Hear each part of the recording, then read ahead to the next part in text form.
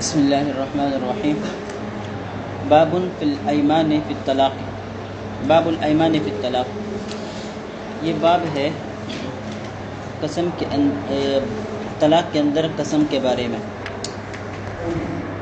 یہ اس سے پہلے مطلق طلاق کا ذکر ہوا اور اس کے بعد جو ہے اب معلق طلاق کا ذکر ہو رہا ہے۔ تو علماء کہتے ہیں کہ مطلق طلاق بحیثیت مفرد کے ہے وہ پہلے ذکر ہوتا ہے، اور یہ بحیثیت مرکب کے ہے وہ مرکب بعد میں ہوتا ہے۔ اور بعض حضرات کہتے ہیں کہ مطلق طلاق جو ہے وہ اصل ہے اور یہ معلق طلاق جو ہے یہ فرع ہے، اور اصل مقدم ہوتا ہے، فرع مؤخر ہوتا ہے، اس وجہ سے اس کو پہلے ذکر کیا اور اس کو بعد میں ذکر کر رہے ہیں۔ پھر ایمان یمین کی جمع ہے، اور یمین کہتے ہیں طاقت اور قوت کو۔ تو اللہ کے نام پر کسی چیز کو بھی، کسی بات کو، کسی کام کو بھی مضبوط کر دیا جاتا ہے، اس وجہ سے اس کو بھی یمین کہتے ہیں۔ دائیں ہاتھ کے اندر بھی بنسبت بائیں ہاتھ کی قوت زیادہ ہوتا ہے، اس وجہ سے اس کو بھی یمین کہا جاتا ہے۔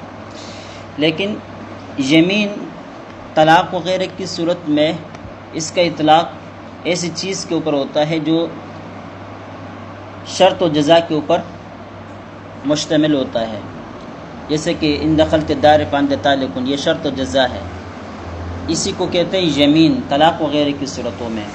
ویسے اللہ کے نام پر قسم کھانے کو یمین کہا جاتا ہے، لیکن وہ مطلق قسم ہے، اور یہاں پر جو یمین کا لفظ بولا جاتا ہے وہ اس قسم کے جملوں کے لیے بولا جاتا ہے جو شرط و جزا کے اوپر مشتمل ہوتا ہے۔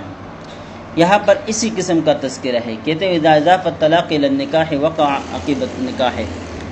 اصول یہ ہے کہ جب طلاق کی اضافت نکاح کی طرف کی جائے تو وقع عقب النکاح، نکاح کے فوراً بعد وہ شرط پائے جائے گی، تو شرط پائے جانے کے ساتھ ساتھ طلاق بھی واقع ہو جائے گی۔ مثلا یقول لامرأته، مثال کے طور پر ایک شخص نے اپنی بیوی سے کہا ان تزوجتک فانت طالق، اگر میں نے تجھ سے نکاح کر دیا تو تجھے طلاق ہے۔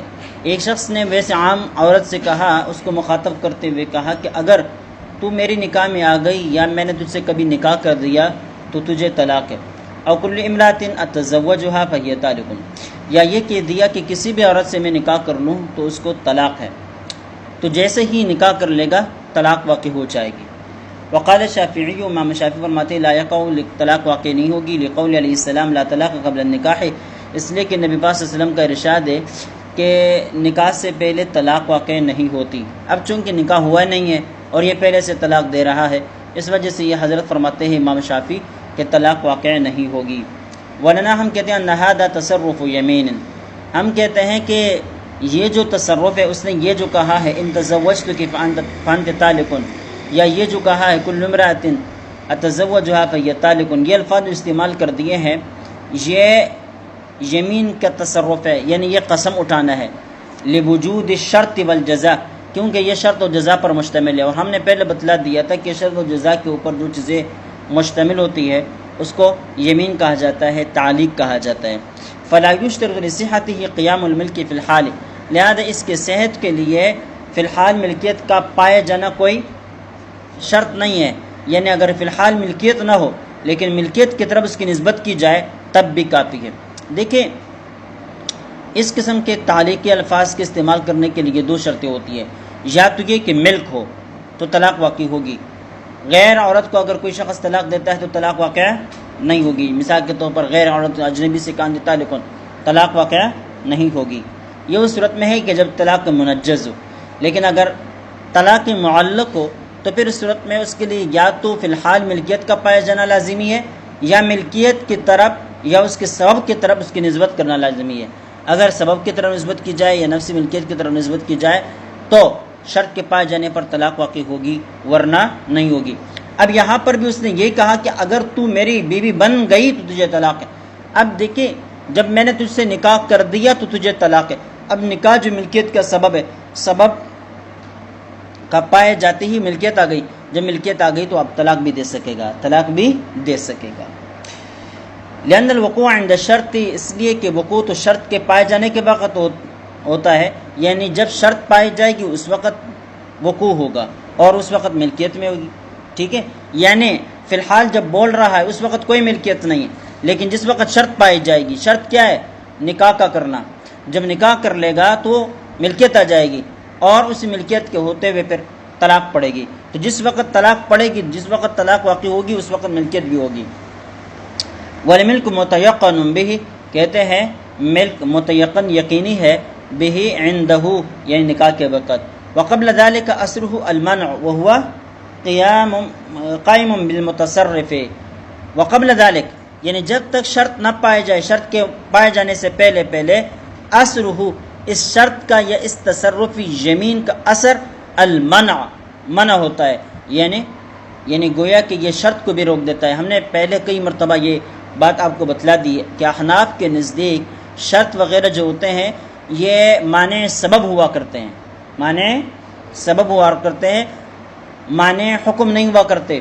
اس کا مطلب یہ ہے کہ اب تک اس آدمی نے یہ الفاظ بولے ہی نہیں، جس وقت نکاح کر دیا ملکیت آ گئی، گویا کہ اس وقت بول دیے اور طلاق بھی واقع ہو گئی، اس وقت بول دیے اور طلاق بھی واقع ہو گئی. تو اس کا یہی مطلب ہے وقبل ذالک، یعنی نکاح کے متحقق ہونے سے پہلے اثرہ، اس تصرف یمین کا اثر المنع، منع ہے، یعنی وقوع طلاق کے لیے یہ معنی ہے اور بلکہ اس کے سبب کے لیے یہ معنی ہے. وہو قائم بالمتصرف، اور وہ متصرف کے ساتھ قائم ہے، یعنی فی الحال یہ الفاظ متصرف کے ساتھ تعلق رکھتے ہیں اور متصرف تو موجود ہے، لہذا اس کے ساتھ یہ بھی قائم ہے، یہ الفاظ بھی قائم ہے. یعنی یوں سمجھے گویا کہ اس آدمی نے یہ الفاظ ابھی تک بولے نہیں، جیسے ہی نکاح کر دیا گویا اس وقت بول دیا اور طلاق واقع ہو گئی، اور جس وقت نکاح کر دیا تو ملکیت بھی آ گئی نا. والحدیث محمول علی نفی تنجیز، یہ جو حدیث ہے کہ لا طلاق قبل النکاح، جو امام شافعی رحمہ اللہ نے اپنے استدلال میں پیش کر دیا تھا، کہتے ہیں یہ نفی تنجیز کے اوپر محمول ہے. مطلب یہ ہے کہ جو عورت آپ کی نکاح میں نہیں ہے اس عورت کو آپ منجس طلاق نہیں دے سکتے، یعنی پوری واقع ہونے والی طلاق ایسے عورت کو نہیں دی جا سکتی. ہاں طلاق جو معلق بشرط ہو اور اس کی نسبت ملکیت کی طرف ہو تو پھر ایسی طلاق واقع ہوگی عند الشرط.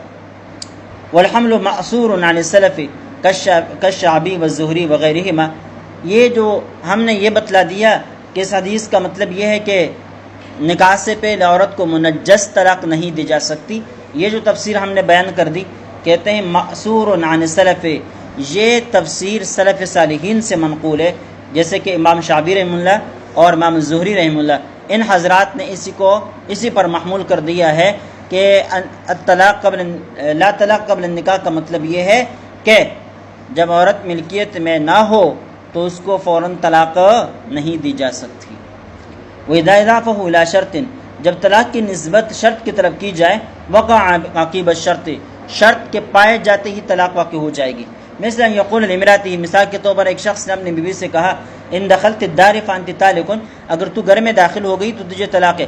جیسے ہی دخول الدار پایا جائے گا طلاق واقع ہو جائے گی. وهذا بالاتفاق، یہ اتفاقی مسئلہ ہے. لأن الملک قائم فی الحال، اس لیے کہ ملک فی الحال قائم ہے. والظاہر بقاؤه الى وقت وجود الشرط، اور ظاہر بھی یہی ہے کہ شرط کے وجود تک نکاح باقی ہی رہے گا.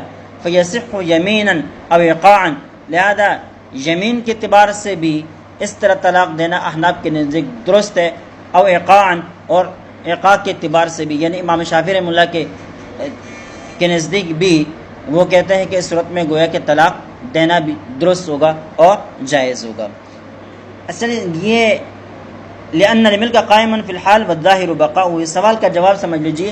سوال یہ ہے کہ آپ یہ کہہ رہے ہیں کہ ان دخلت الدار فانت طالق، اب دخول الدار سے پہلے ہو سکتا ہے کہ شوہر کی ملکیت ہی ختم ہو جائے، شوہر کی ملکیت ہی ختم ہو جائے تو پھر ملک نہ رہنے کی وجہ سے طلاق بھی واقع نہیں ہوگی. لہذا جب ملک نہ رہنے کی وجہ سے طلاق واقع نہیں ہوگی، احتمال ہے، تو پھر اس احتمال کے ہوتے ہوئے یہ شرط بھی درست نہیں ہونے چاہیے، اس لیے کہ ہو سکتا ہے کہ بعد میں جب ملکیت باقی نہ رہے تو طلاق ہی واقع نہیں ہوگی. تو ابھی سے آپ اس کو معلق کیسے سمجھ لیتے ہیں؟ ابھی سے آپ اس کو معلق کیسے سمجھ لیتے ہیں؟ تو جواب دے رہے کہ فی الحال نکاح قائم ہے، لہذا اصل بھی یہی ہے کہ وجودی شرط تک طلاق یہ نکاح باقی ہی رہے گا، یعنی زیادہ تر احتمال یہی ہے کیونکہ جو چیز ثابت ہوتی ہے، ٹھیک ہے، تو اس کا پھر متیقن رہنا، اس کا موجود رہنا ہی اصل ہوا کرتا ہے جب تک اس کے نفی پر کوئی دلیل قائم نہ ہو جائے۔